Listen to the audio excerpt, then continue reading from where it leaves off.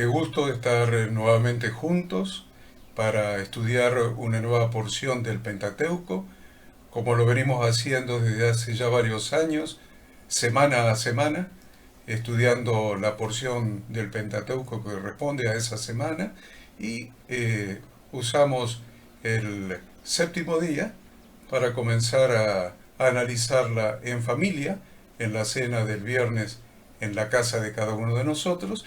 Continuamos el sábado a la mañana con esta transmisión y luego eh, a la tarde en las reuniones congregacionales de cada comunidad de fe, de cada iglesia, de cada congregación, seguimos estudiando las instrucciones de Dios para que nuestra vida en el blanco, usando como base la para allá o porción del Pentateuco. Así que les damos la bienvenida, los invitamos a tomar su cuaderno, hoja, lo que usted use, su lápiz, lapicera, su Biblia, para disfrutar de esta hora que tenemos juntos para escudriñar las Escrituras.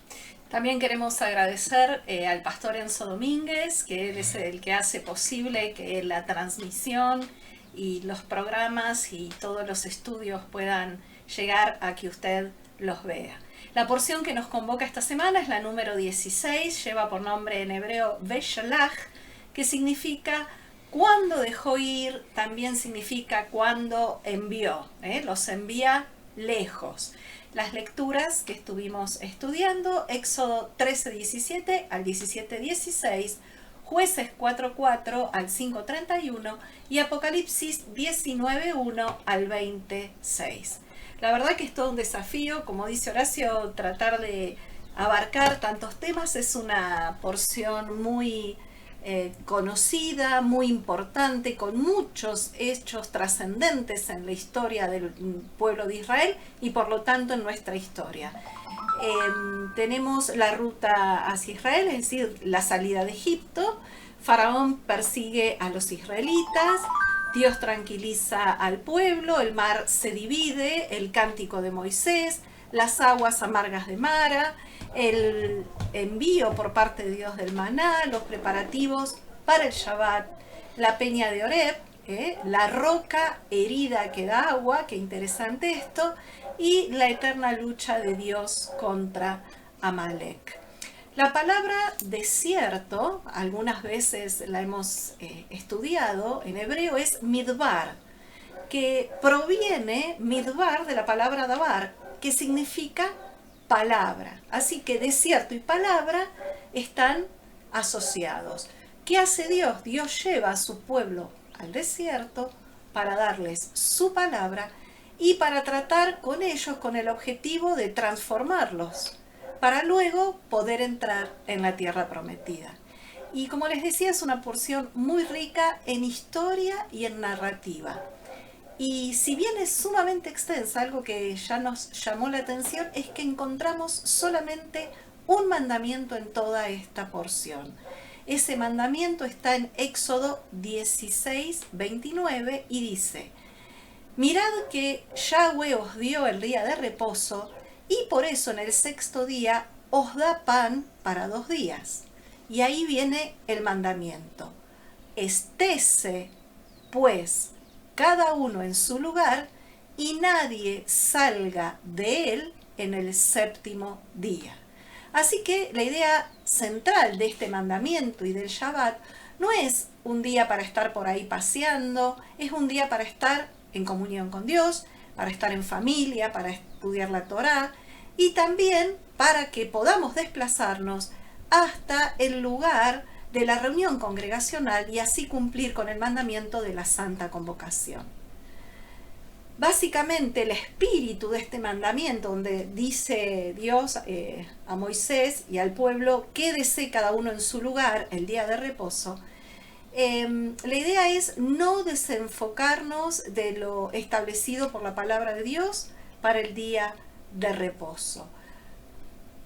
Es un principio espiritual para no diluir la santidad del Shabbat. Es un día de quietud, un día de reposo, para tener una cita con el Señor y hacer teshuvá. lo que significa reciclar nuestro espíritu, nuestra alma y nuestro cuerpo en comunión con Dios. Qué interesante que todavía muchas personas siguen preguntándose y preguntándonos acerca de el día de reposo. Esta misma semana pasada he tenido alguna pregunta al respecto. Y la verdad es que lo fundamental del mandamiento es no hacer nada que tenga que ver con el trabajo secular. Ese trabajo que Dios da 6 días para hacerlo. 6 días para hacerlo y solamente un día para dedicarlo a Él. Así que es suficiente el tiempo que Dios nos da para hacer el trabajo secular. El trabajo secular se debe hacer en 6 días y un día ir a una cita, a un encuentro especial en un día que ha sido apartado y bendecido por Dios desde la creación del mundo. Así que las preguntas son diversas. Si en la empresa donde trabajo o en el negocio se trabaja los sábados a la mañana, si surge una emergencia, etcétera. Supongo que a lo largo de la historia el pueblo de Dios se ha ido haciendo esas preguntas y lo ha tenido que resolver a la luz de las Escrituras y del sentido común.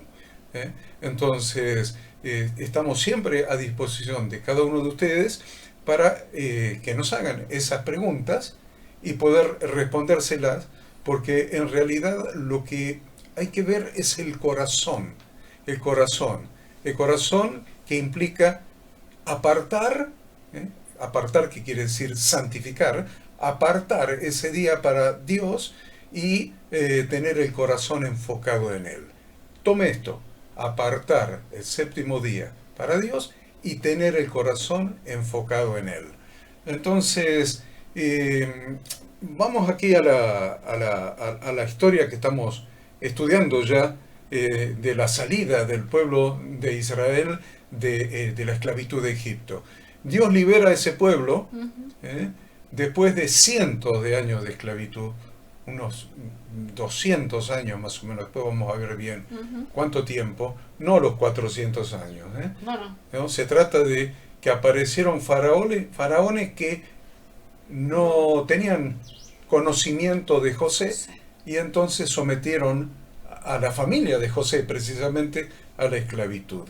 Entonces Dios lo saca esa noche de Pascua, la primer Pascua que registra la historia de la humanidad y la historia bíblica, el día 14 del mes primero, de acuerdo al calendario de Dios, se aparta el cordero, lo comieron esa noche, que ya había comenzado el día 15, y durante 3 días estuvieron, después de esa salida que se produjo esa noche, esa madrugada vamos a decirlo, estuvieron 3 días caminando rumbo al Mar Rojo.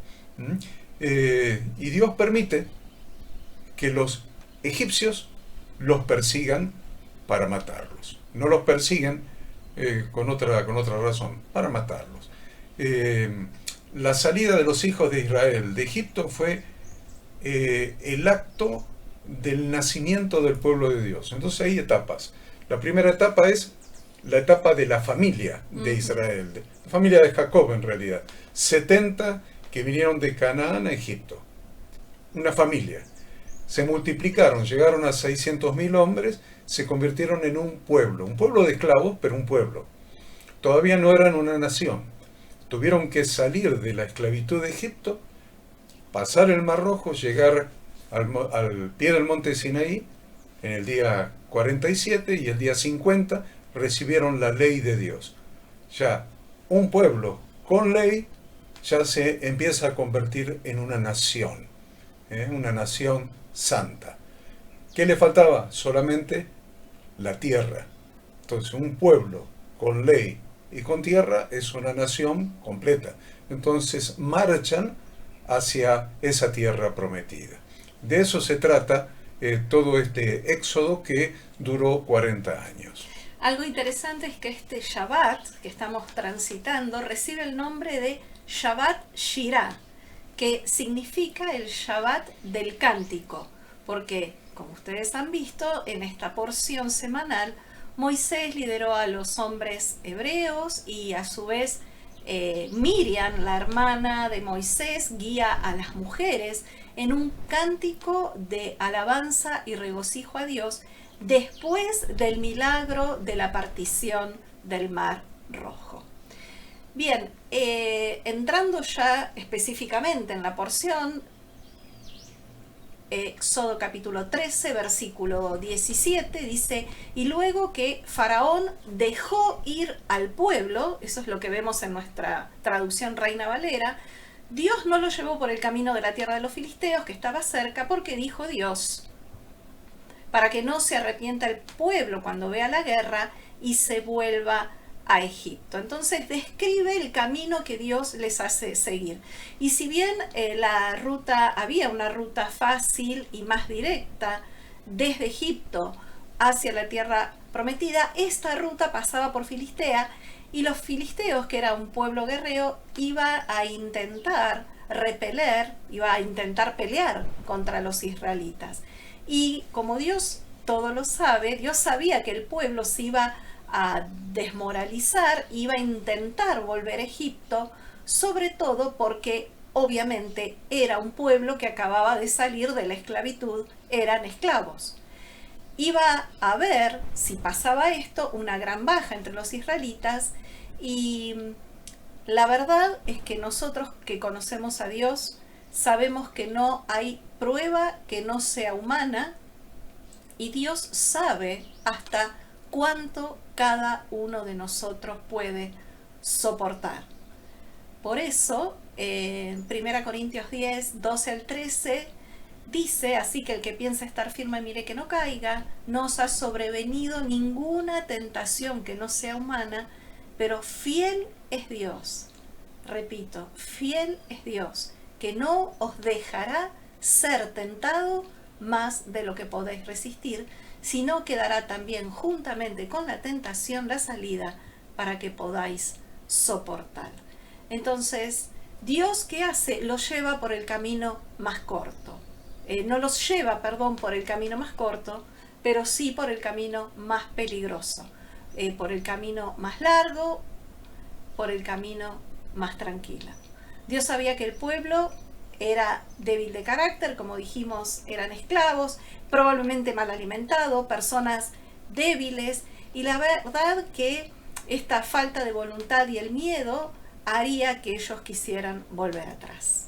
Es muy interesante que este pueblo es como una sombra, vamos a decir, una sombra de lo que es nuestra travesía desde que salimos de la esclavitud del sistema de este mundo, de la esclavitud del faraón de este mundo, que es Hasatán, desde que salimos de sus garras y hemos entrado en la libertad de Cristo, pero hemos entrado en la libertad de Cristo para no estar estáticos, sino para caminar. Nos hemos incorporado al Evangelio, y el Evangelio es un camino. ¿Un camino hacia dónde? Un camino hacia la tierra prometida. Entonces, es muy interesante que esto es una sombra de lo que nosotros estamos viviendo hoy. Este segundo éxodo que estamos transitando. Y podemos llamar el segundo éxodo, o el tercer éxodo, si tomamos el éxodo jujeño que estudiamos en los libros de historia argentina. No. Entonces hubo varios éxodos, pero similar a aquel que es la sombra de que nosotros estamos transitando ahora. Es muy importante porque en el versículo 18 dice que Dios los llevó armados. Esperen que busco el versículo 18. Aquí lo tengo, dice: mas hizo Dios que el pueblo rodease por el camino del desierto del Mar Rojo, y subieron los hijos de Israel de Egipto armados. Entonces, un pueblo de esclavos, desnutridos, mal alimentados, analfabetos, sin entrenamiento para la guerra, salieron armados. Es muy significativo que la palabra de Dios registre esto, porque aunque tenían armas, no eran gente de guerra. Al igual que nosotros, no somos gente de guerra. Bueno, este pueblo no era gente de guerra. Entonces el faraón y su ejército, con 600 carros de hierro, 600 carros de hierro para un pobre pueblo de esclavos desnutridos, ¿eh? Ellos no tenían ninguna posibilidad de vencer a esa maquinaria de guerra egipcia. Entonces, lo importante no era que pudieran vencer al ejército del faraón. Semejante ejército era el imperio del mundo. Entonces, piensen hoy en cuál es el imperio del mundo en la actualidad y por qué domina al mundo. Por las armas. La gran cantidad de armamento que tiene y la sofisticación y el potencial, la capacidad de destruir que tienen esos armamentos. Entonces, nunca iban a poder pelear esos esclavos contra el ejército del faraón y vencerlo. Lo importante que Dios quería enseñar era que tomar las armas y marchar. Los llamaba a tomar las armas y marchar. Es todo lo que tenían que hacer. ¿Qué implicaba esto? Esto implicaba que ellos debían estar dispuestos a pelear. Dispuestos a pelear. No quiere decir que iban a pelear. Quiere decir que tenían que estar dispuestos a pelear. Es más, tendrían que estar dispuestos a dar su vida, si era necesario, para obedecer las instrucciones de Dios. Esto es muy importante que nosotros tengamos en cuenta. Y nosotros, que decíamos recién que estamos transitando este segundo éxodo, decía Ada, y yo decía que por ahí había otros éxodos previos, pero este éxodo hacia la tierra prometida, este sí, es el segundo éxodo, desde la esclavitud hacia la tierra prometida, que estamos transitando nosotros, porque hay una tierra que Dios prometió para los justos. De Yahweh es la tierra y su plenitud, bien, es de Él. Pero por otro lado hay un versículo que dice, los justos heredarán la tierra. Él prometió una tierra, es la tierra prometida para los justos. ¿Quiénes son los justos? Aquellos que están justificados por la sangre preciosa de nuestro Redentor Jesucristo, que nos ha justificados. Cuando la palabra de Dios habla de justo o de justicia, siempre está hablando de obediencia a los mandamientos de Dios. Entonces, la sangre de Jesucristo nos hizo libres del reino de las tinieblas y de su faraón y nos trajo al reino de su luz admirable, pero nos justificó, nos hizo aptos para obedecer las instrucciones de Dios contenidas en su santa palabra. Entonces, nosotros en este segundo éxodo también tendremos luchas. Y ustedes lo saben, todos los días tienen luchas. Pero algunas luchas muy feroces. Pero debemos estar armados y protegidos. Por lo tanto, debemos estar armados y protegidos. Pero esta vez con armas espirituales. Con armas espirituales tal como lo establece Efesios capítulo 6 del 10 al 18. Bien, avanzando un poquito más aquí en este capítulo 17, vemos también que Moisés va a llevar los huesos de José. Capítulo 17, estamos todavía. Bien. Capítulo 17, capítulo 13, la última parte del capítulo 13, a partir del versículo 17. Y acá vemos que dice que fue Moisés el que va a encargarse de llevar los huesos de José para enterrarlos en la tierra prometida. Y los últimos versículos del capítulo 13, del 21 al 23, dice: Yahweh iba delante de ellos en columna de nube para guiarlos por el camino, y de noche en columna de fuego para alumbrarles, a fin de que anduviesen de día y de noche.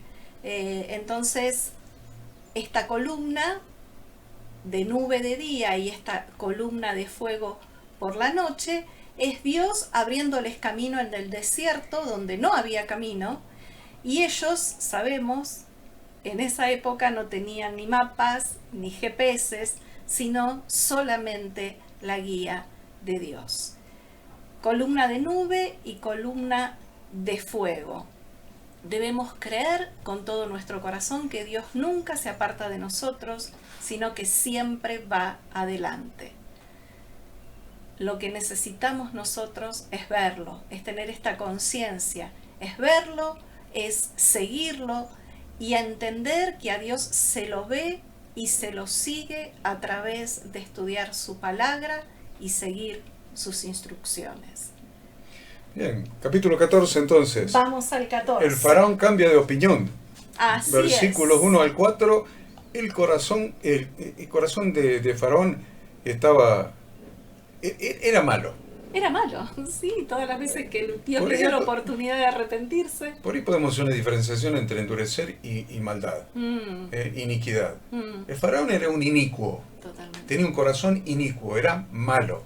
Entonces Dios tomaba ese corazón inicuo, malo, que no quería convertirse, entonces dice, bueno, acá vos sos inicuo, sos malo, no te querés convertir, qué linda oportunidad para demostrar mi poder y mi gloria con mi pueblo, usándote a vos como instrumento, que sos un tipo que no tiene redención, no tiene posibilidad de redención. Te di todas las posibilidades, no quisiste, sos malo, así que te voy a endurecer el corazón en determinados aspectos para mandarte a donde yo quiero. Para mandarte a donde yo quiero. Y es lo que está sucediendo acá. Dios le vuelve a endurecer el corazón malo de este tipo, y que se da cuenta que se le fue la mano de obra. Exacto. Porque ese es el gran secreto. Claro. Él se da cuenta que se le fue la mano de obra. Entonces dice, este pueblo de Dios lo quiero como esclavo. Ya sabía que el pueblo era de Yahweh Dios. Ya lo sabía. Había tenido múltiples manifestaciones de que este es un pueblo de Yahweh Dios. Sabía que era un pueblo de Dios. Se le estaba yendo. ¿Y sabe lo que pretendía? Tener al pueblo de Dios como esclavo de él. Era un corazón inicuo. Entonces dice, ¿así que querés eso? Bueno, yo te voy a endurecer el corazón para que ahora vayas a perseguirlos, a intentar o matarlos o torturarlos y traerlos de vuelta para que sigan siendo esclavos. Es muy, muy interesante porque si ustedes miran el camino que hicieron en esos 3 días, terminan encerrados. Terminan encerrados. ¿Dónde? En un lugar que se llama Pihariot, entre Migdol y el mar hacia Baal Zephón. Apareció otro Baal. No era que Dios había destruido todos los dioses de Egipto, no, había quedado uno todavía. Había quedado uno. Y Dios no iba a sacar su pueblo de Egipto sin destruir al último. Y este último Baal era Baal Zephón. Baal Zephón, la traducción sería el dios del norte. El dios del norte era el dios que cuando llegaban al Mar Rojo los protegía para navegar, para que ninguna tormenta los afectara, que no tuvieran naufragio. Era el dios que protegía a los navegantes para cruzar el Mar Rojo o navegar por el Mar Rojo. Entonces el faraón dice, están encerrados. Totalmente. Están encerrados. Entonces, están encerrados. Miren qué noble, qué piadoso, qué compasivo. Un pueblo de esclavos que no sabían pelear, ahora están encerrados. No pueden escaparse porque tienen el mar adelante, atrás están rodeados, están encerrados. Lo dice clarito el versículo 3. Encerrados están en la tierra, el desierto los ha encerrado. Qué bondadoso el faraón, tan encerrado. Entonces, pero no sabía el faraón que Dios mismo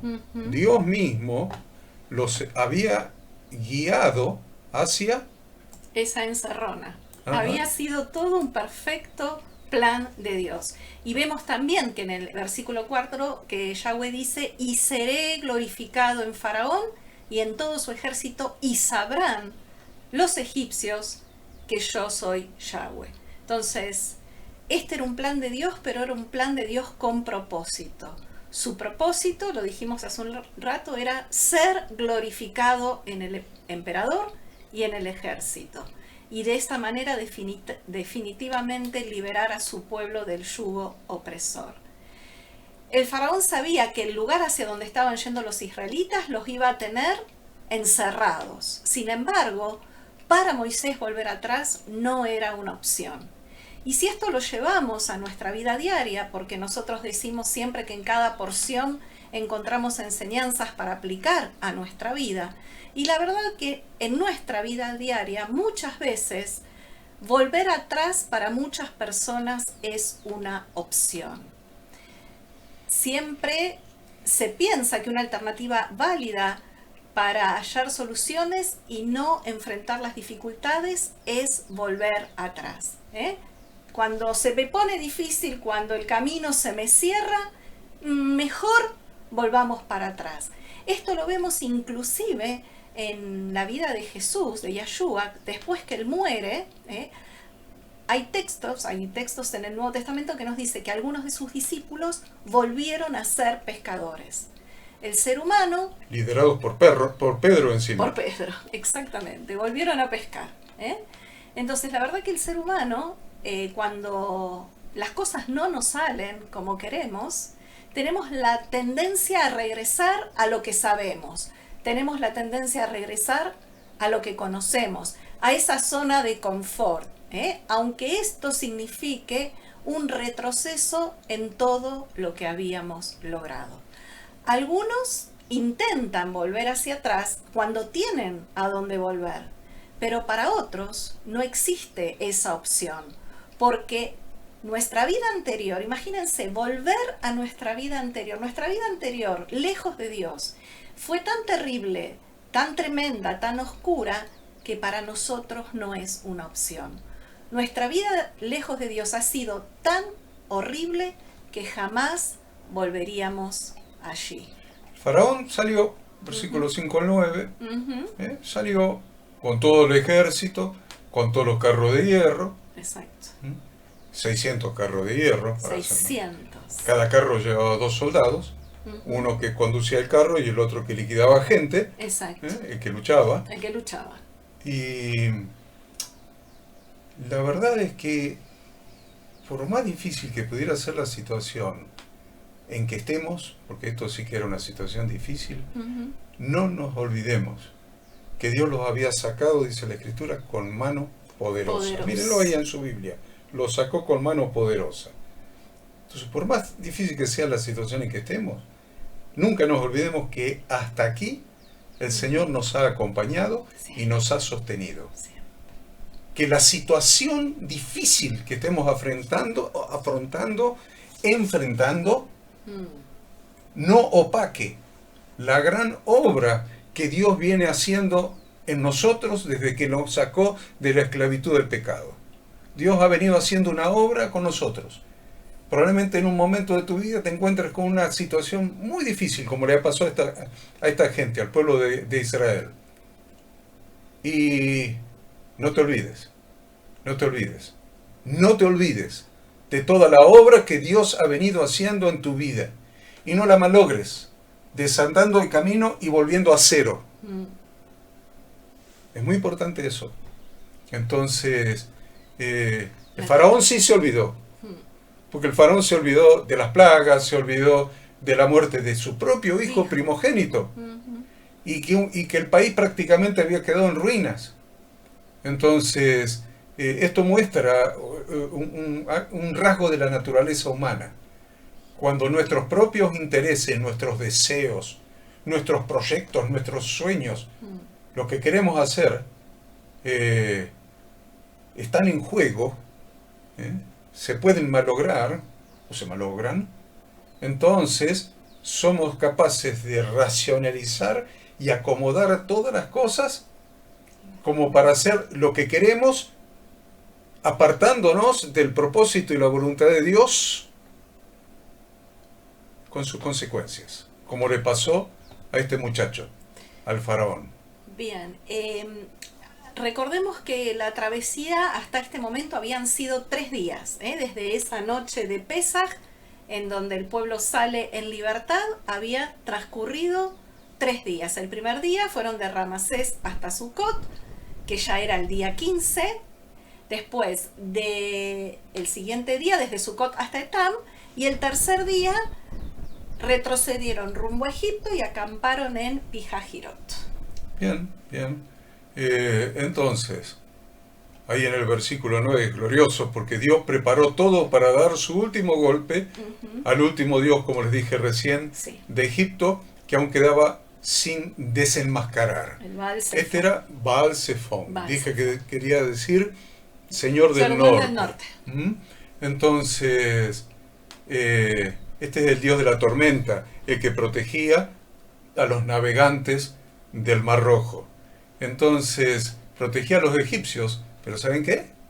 Dios, Yahweh, el Dios de los hebreos, los protegió a los israelitas y no hubo ídolo que pudiera proteger al faraón y a sus huestes de perecer ahogados en medio del mar. No hubo Baal Zephon, ni Dios del norte, ni Dios de las tormentas, que pudiera proteger a los egipcios de la mano de nuestro Dios, el Dios todopoderoso de El Shaddai.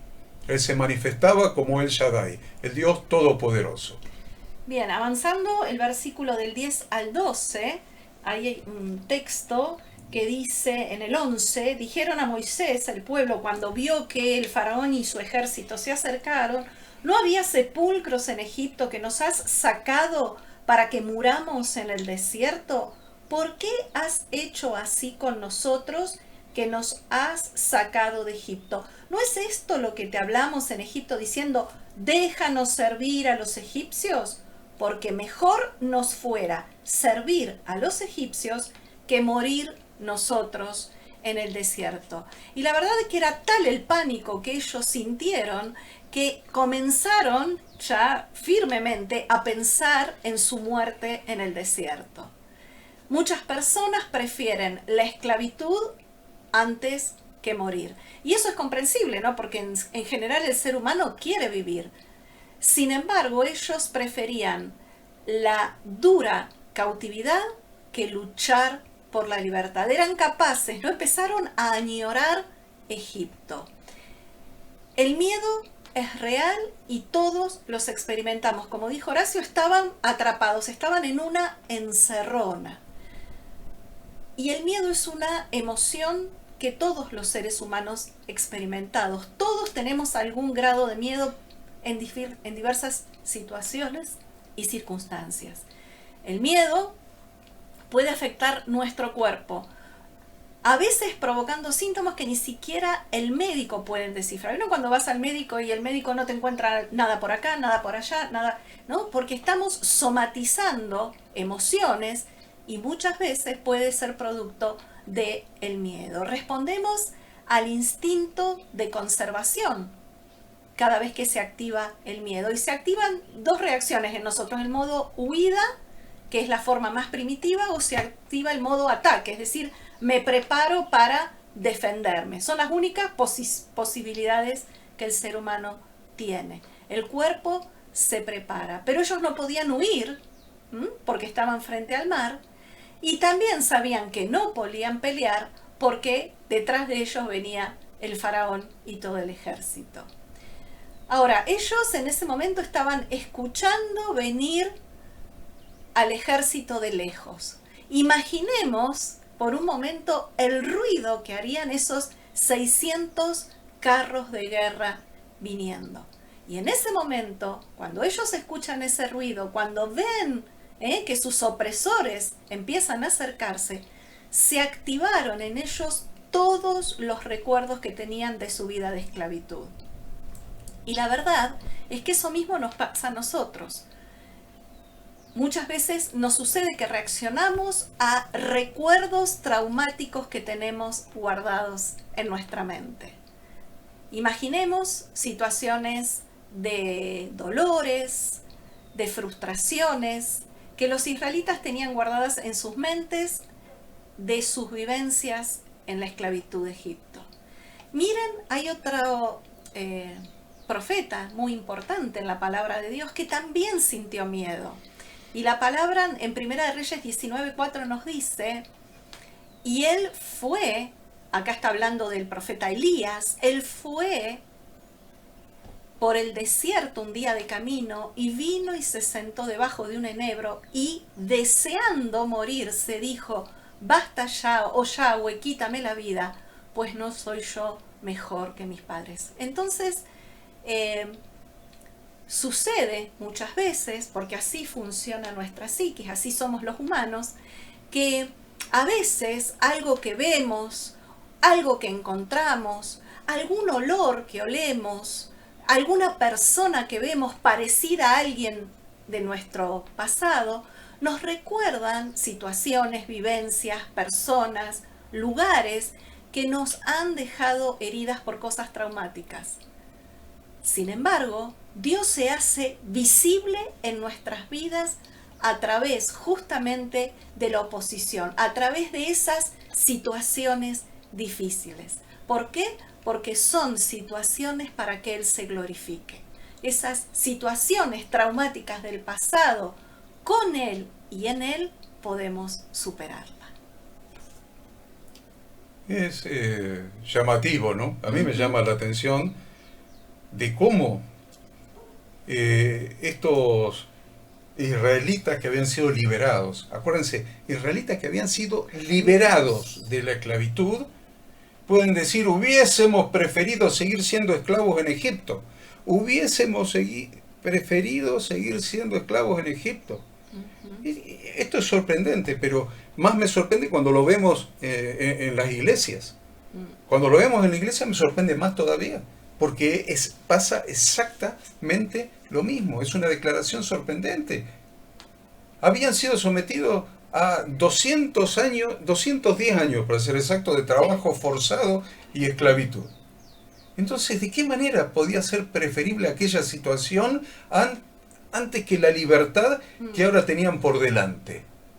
¿De qué manera podía ser posible abandonar la iglesia, dejar de congregarse? Dicen la frase teológica que se ha inventado, irse al mundo. Se fueron al mundo, se fue al mundo. No se fue al mundo, se fue a Egipto. Se fue de vuelta a la esclavitud de Egipto.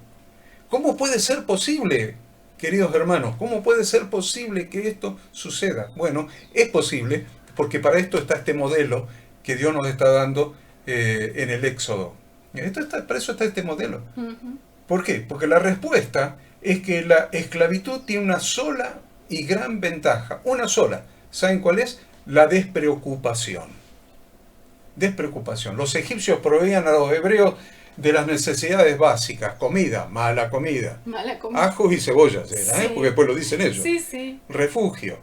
Los israelitas no debían tomar ninguna decisión acerca de qué hacer durante el día, o qué logros alcanzar, qué metas. Ellos preferían un ambiente confinado en lugar de la libertad que siempre viene acompañada de una gran responsabilidad. Ese es el gran problema. La libertad en Cristo siempre viene acompañada de una gran responsabilidad. Y eso es lo que a veces cuando aparecen las dificultades, cuando aparecen el ejército enemigo, los carros del faraón, entonces nos asustamos y queremos volver para atrás. Donde no tengamos ninguna responsabilidad, donde vivimos como nos lleva cada día, como venga, como las olas del mar. Como entonces, las circunstancias nos dirigen. Entonces, es muy, muy interesante que aprendamos a luchar contra la comodidad,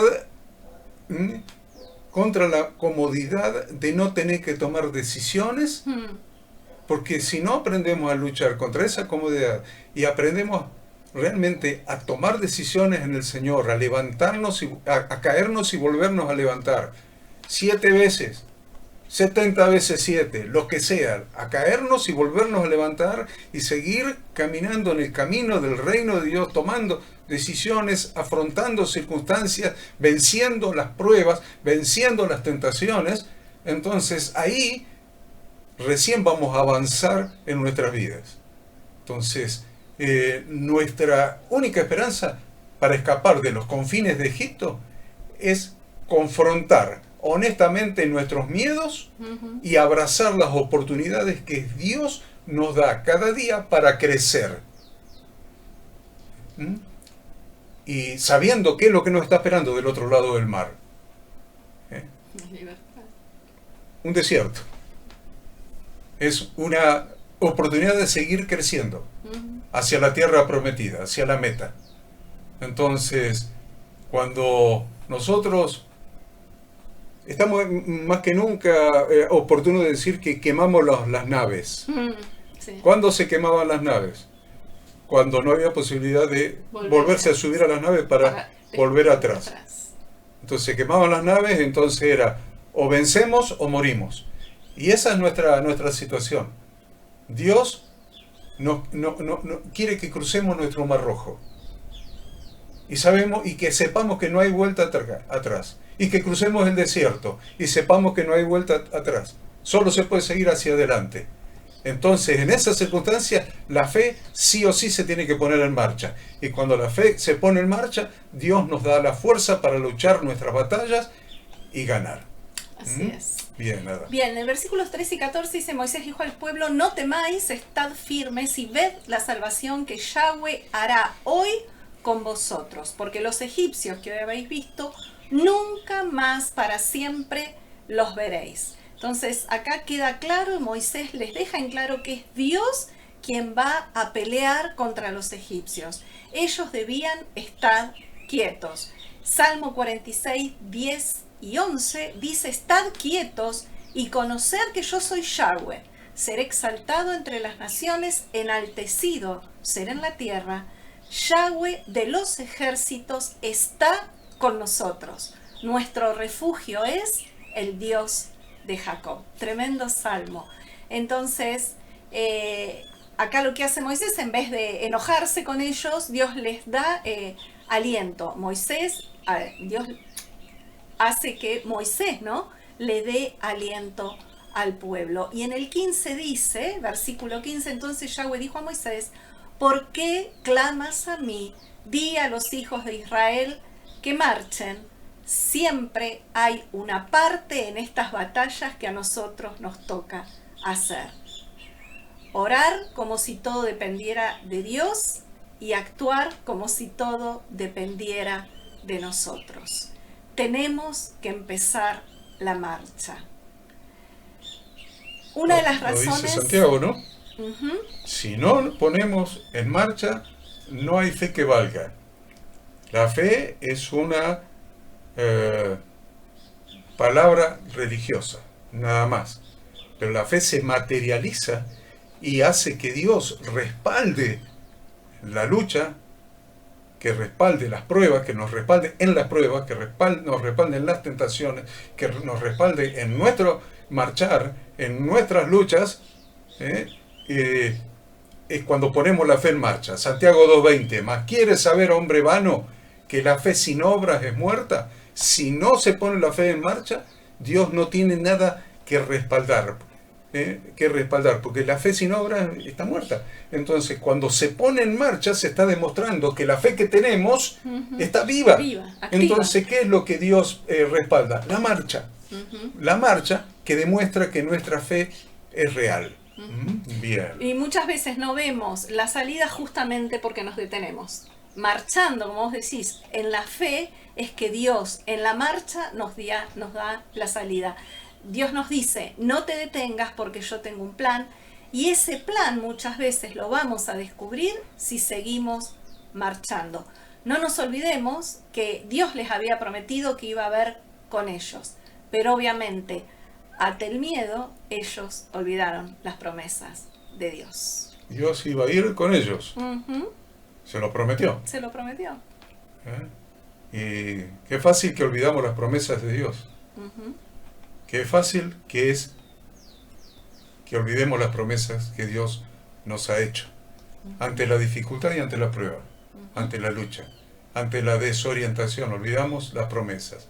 Vamos a tomar la palabra de Dios, vamos a tomar las promesas que están en la palabra de Dios. Por supuesto, todas las promesas son condicionales, son promesas a la obediencia a los mandamientos de Dios. Perfecto. Vamos a buscarlos en la Biblia. Vamos a ver qué es lo que tenemos que obedecer a Dios para recibir el cumplimiento de sus promesas y vamos a marchar hacia la tierra prometida. Bien. En el versículo, voy a avanzar por cuestiones de tiempo, el ángel de Dios, el 14, 19, el ángel de Dios que iba delante del campamento de Israel se apartó e iba en pos de ellos, y asimismo la columna de nube que iba delante de ellos se apartó y se puso a sus espaldas. Entonces Dios puso un guardián sobre el campamento de Israel en el sitio más peligroso, que es la retaguardia. Y ese guardián era su ángel, ¿sí? Era Jesucristo mismo. Interesante que menciona la nube, ¿no? Esta nube, ya vamos a tener que hacer un estudio sobre eso. Específicamente, porque hay muchísimo en la palabra que habla de la nube. Les prometo, dijo uno, que les voy a hacer un estudio sobre la nube. Mucho de la nube. Sobre la nube. Entonces, Dios puso un guardián, dice Ada, en la retaguardia. Era su ángel. Pero también lo puso después adelante para que condujera al pueblo. Exacto. Ese guardián es su ángel, es Jesucristo. Es Jesucristo. Y miren, cuando Jesucristo estuvo en el monte de la transfiguración, vemos que aparece la nube otra vez. Interesante, aparece la nube. La nube era la Shekinah, la presencia, la gloria de Dios, la Shekinah de Dios. Dice la Escritura que hay en Mateo que mientras él aún estaba hablando, una nube de luz los cubrió. Una nube de luz los cubrió. Es la luz que nos alumbra a nosotros. No al mundo, no a los egipcios. Para los egipcios era oscuridad, para los hijos de Dios era luz.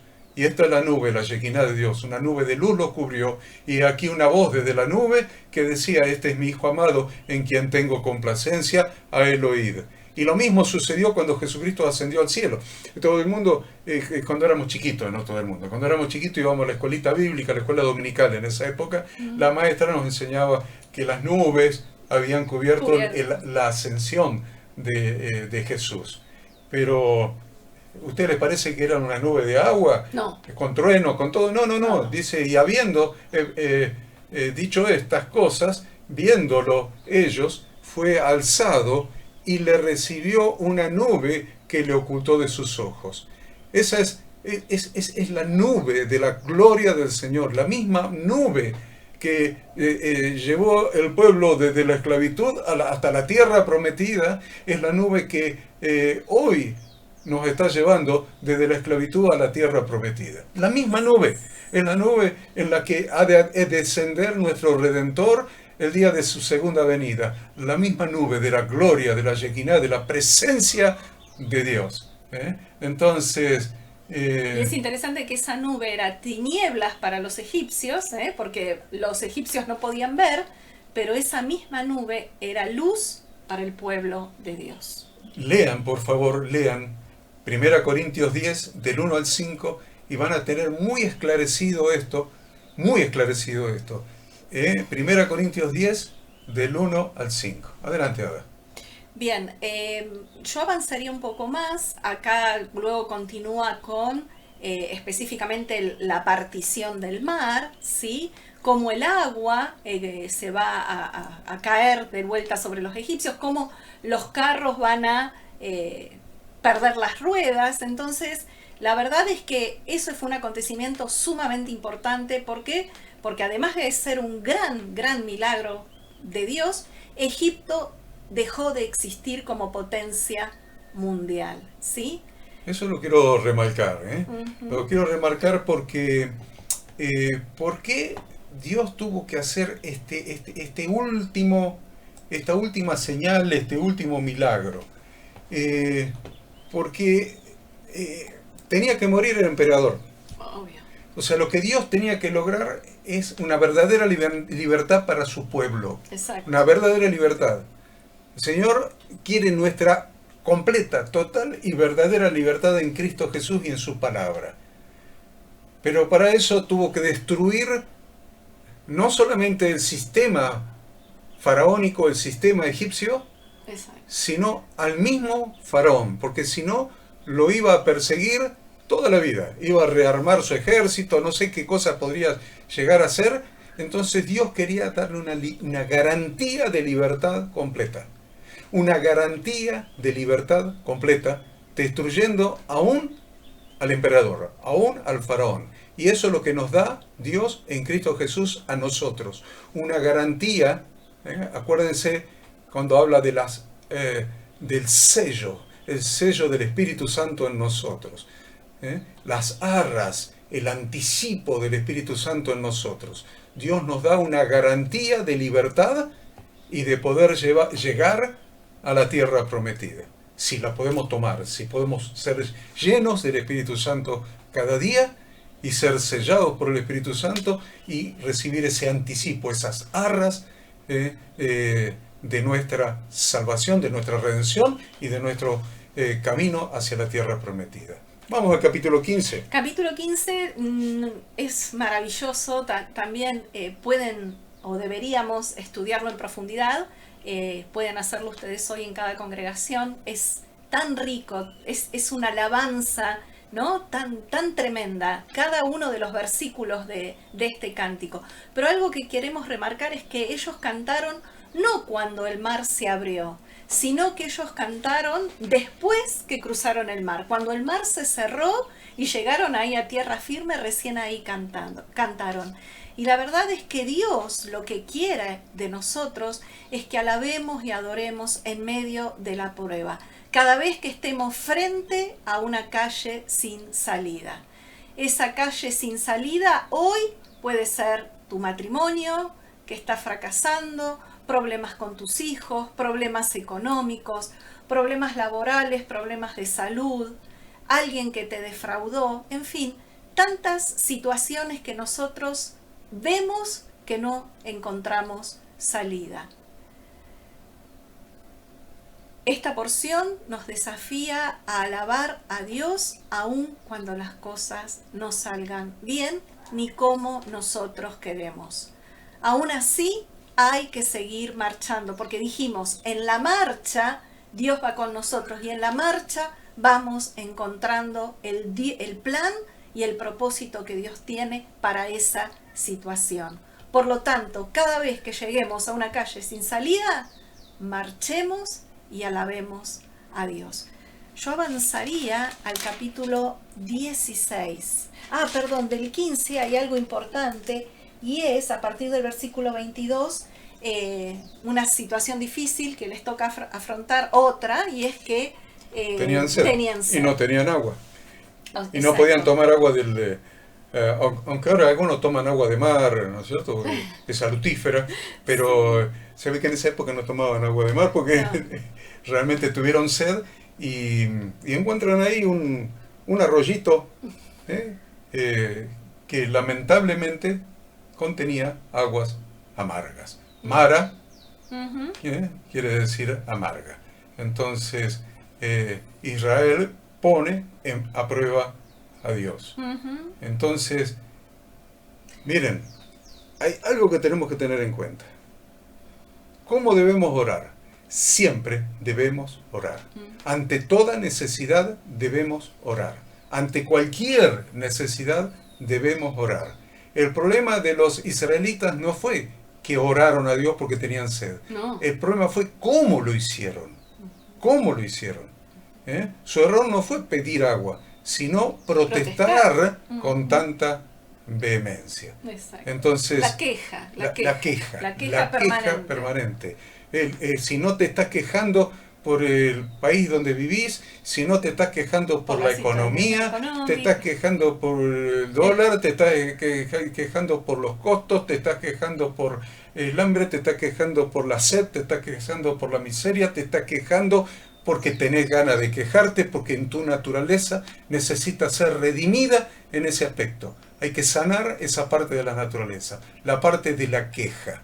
No podés estar quejándote por todo, porque la queja es lo contrario a la gratitud. Y Jesús nos enseñó a ser agradecidos. Padre, te doy gracias por haberme oído. Y Lázaro estaba muerto en el sepulcro. Y Jesús estaba diciendo, gracias te doy, Padre, por haberme oído.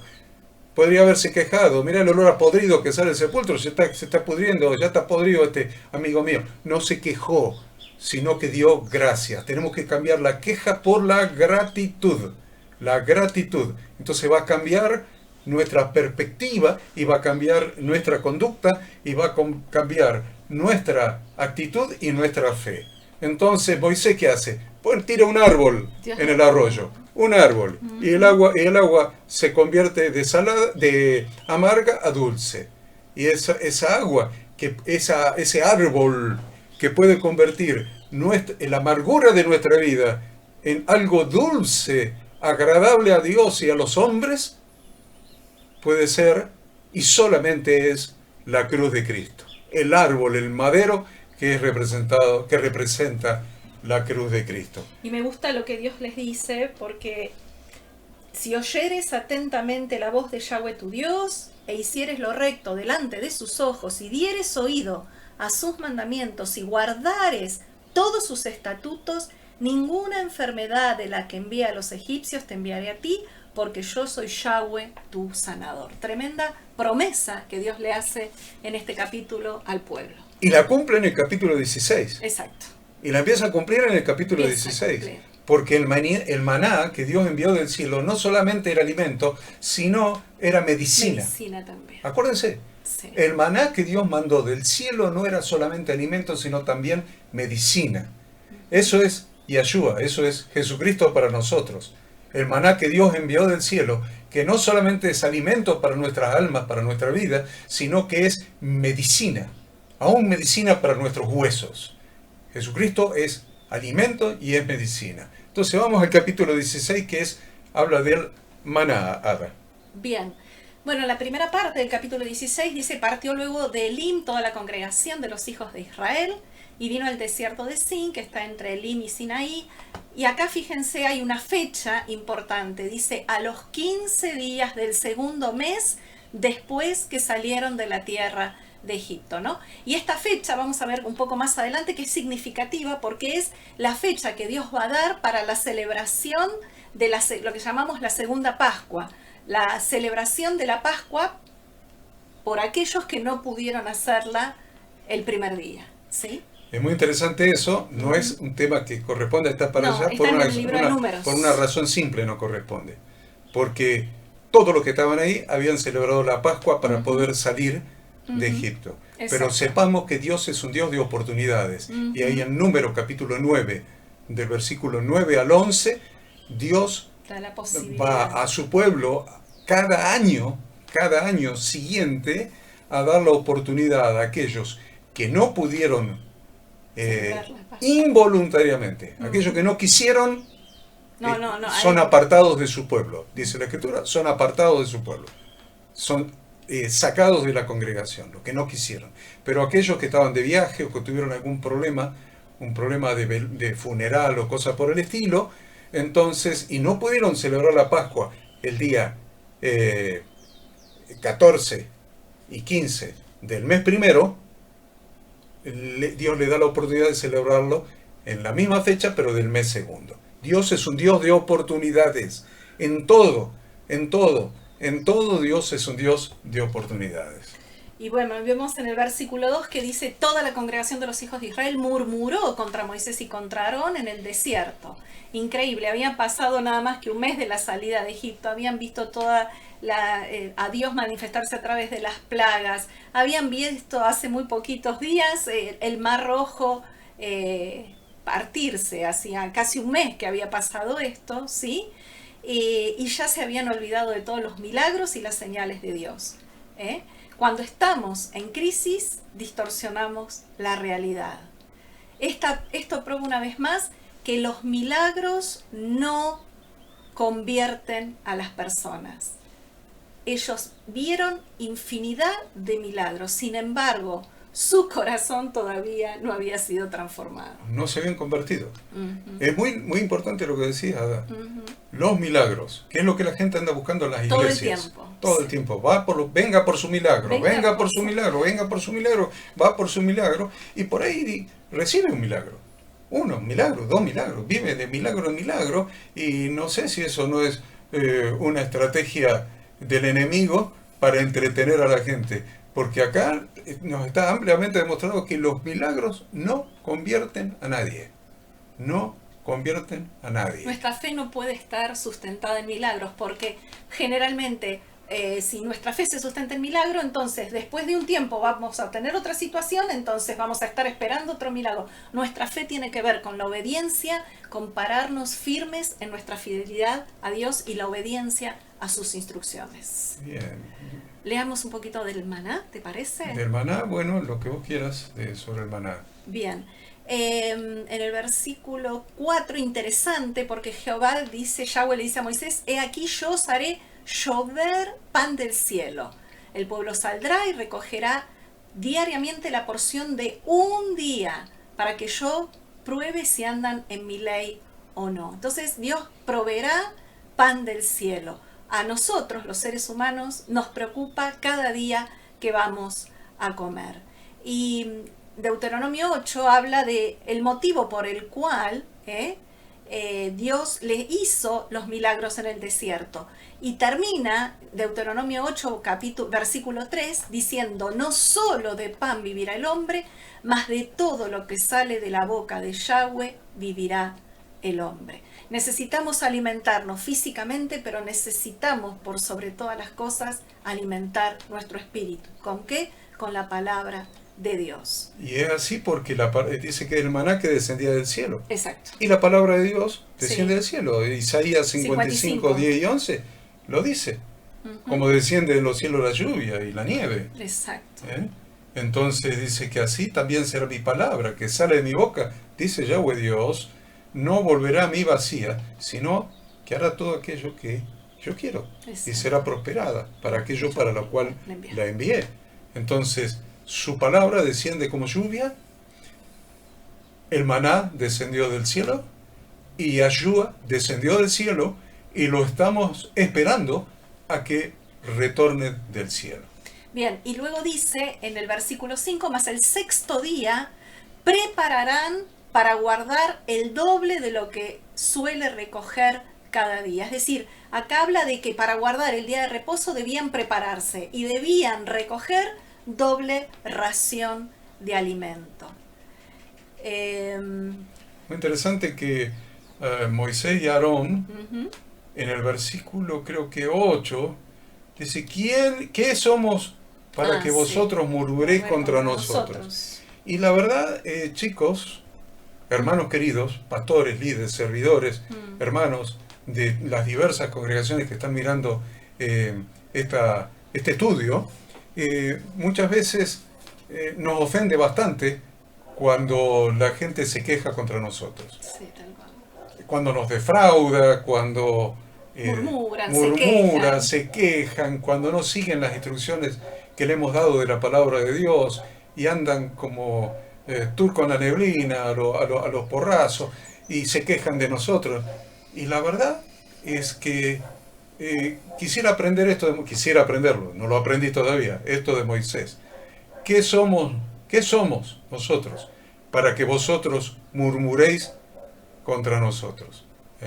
Entonces, cuando murmuran contra nosotros, y tal vez sea una prueba, tal vez sea la prueba que le fue tocando a Moisés a lo largo de 40 años, que al final lo volteó. Al final lo volteó y se enojó. Y le costó no entrar en la tierra prometida. Dios nos libre de eso, queridos pastores. Dios nos libre de eso.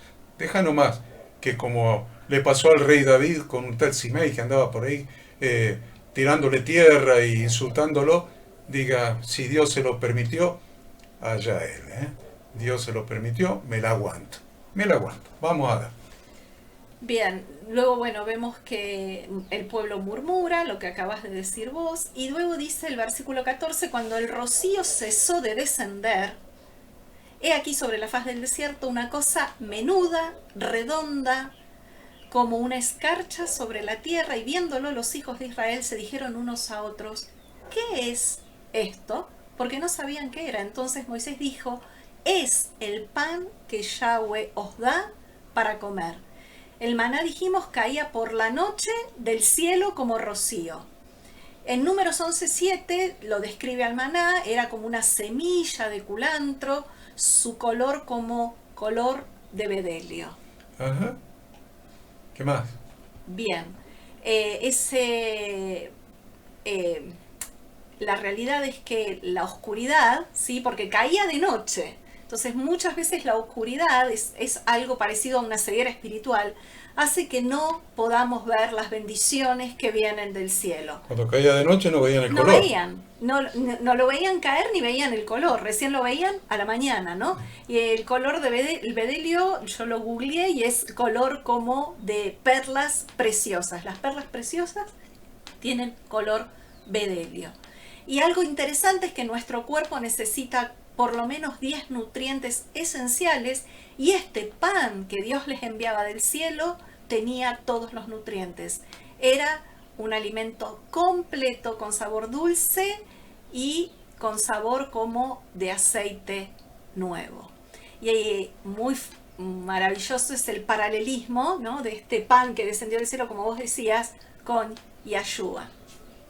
Sí, Jesús dijo, el pan, le dijo una vez ahí, creo que está como en Juan capítulo 6, Juan no 6. dio Moisés el pan del cielo, mas mi Padre os da el verdadero pan del cielo, el verdadero maná es Yahshua. Exacto. Porque el pan de Dios es aquel que descendió del cielo y da vida al mundo.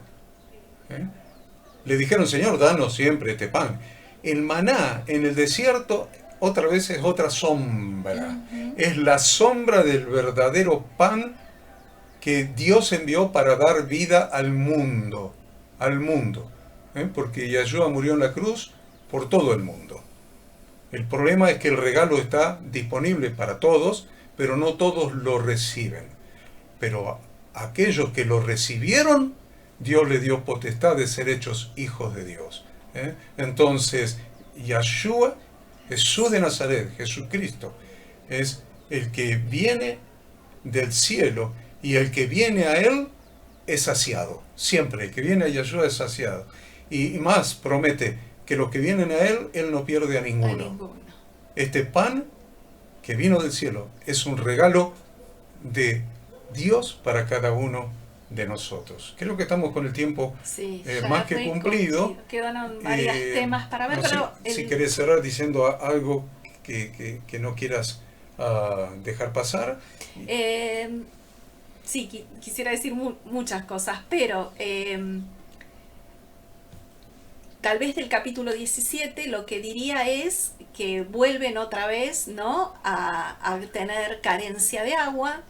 Y en esta oportunidad Dios le dice claramente a Moisés que llegan a una peña, que golpee la peña, de ahí Dios hace, la peña de Oreb, hace brotar agua, pero como los israelitas otra vez murmuraron y se quejaron, les trajo como consecuencia el primer enfrentamiento, la primera guerra, y van a ser atacados por la retaguardia, por Amalek, y entonces el pueblo va a tener que enfrentar al enemigo.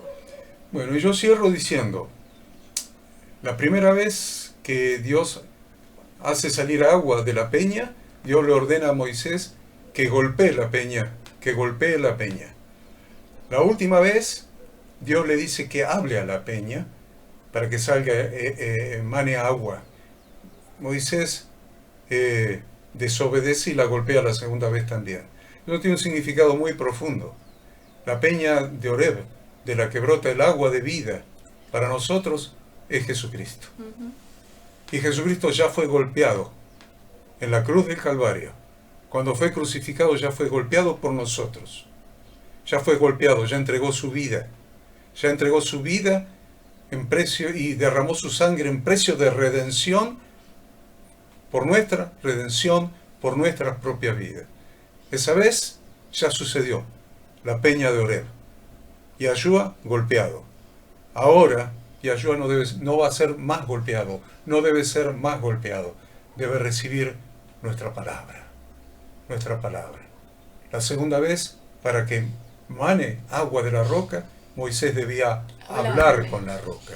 Que cada uno de nosotros podamos hablar con nuestro Redentor, recordarlo, hacer memoria de Él, cada reunión congregacional, en los símbolos que Él ha dejado, haciendo memoria de Él, hablándole, honrándole, como solamente Él merece, porque dio su vida por nosotros. Acuérdense, ya Yahshua fue golpeado, ahora no va a ser más golpeado, y no debe ser golpeado por nosotros, sino que debe recibir nuestras palabras de gratitud, de alabanza y de reconocimiento cada vez que nos acordamos de Él, cada vez que hacemos memoria de Él en la cena del día viernes en cada hogar, la cena familiar de cada viernes y en las reuniones congregacionales. Dios bendiga a cada uno de ustedes, que este breve estudio les pueda resultar de utilidad y que sigan estudiando las Sagradas Escrituras, sigan estudiando esta porción ahora en este día junto con los hermanos de la congregación para mutua edificación y exhortación mutua. Dios los bendiga, Dios los guarde. Shabbat Shalom.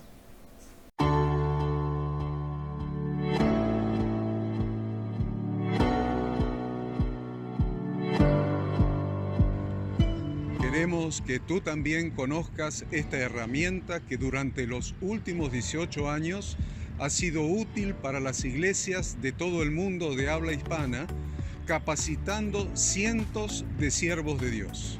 Las formas de aprender están cambiando y Ministerio Bíblico Internacional, a través de su Facultad Bíblica, brinda programas de formación ministerial bíblica, teológica y práctica para la multiplicación y edificación de la Iglesia 100% online. Respondiendo a las necesidades de hoy, para aquellos que no cuentan con la posibilidad de asistir a clases presenciales, donde quiera que estés, en todo lugar, recibirás el material de estudio y verás las clases en vivo y on demand, accediendo a través de tu celular, PC, tablet o Smart TV.